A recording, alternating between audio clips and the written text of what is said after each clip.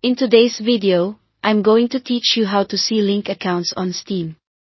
Steam doesn't currently offer a simple button in your settings to view every account or service linked to your profile, so the reliable way to get that information is by contacting Steam support directly.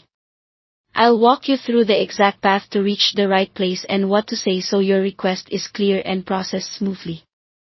Start by opening the Steam client on your computer, or visit the Steam website in your browser. Sign into your account as you normally would. Once you're logged in, look to the top left of the Steam client and click Help, then select Steam Support. If you're on the website, you'll find Steam Support in the Site Support area after you sign in. On the Steam Support page, scroll until you see the Steam client category and select it. Next, choose Offline Mode. Don't worry, we're not actually going to use offline mode here. This is simply a route that leads to a contact option for support.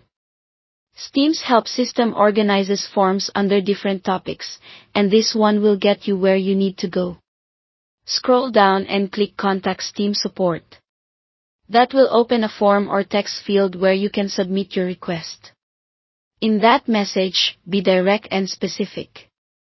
For example, you can write, "I would like to see which accounts are linked to my Steam account." Keeping your request clear helps support understand exactly what you're asking for.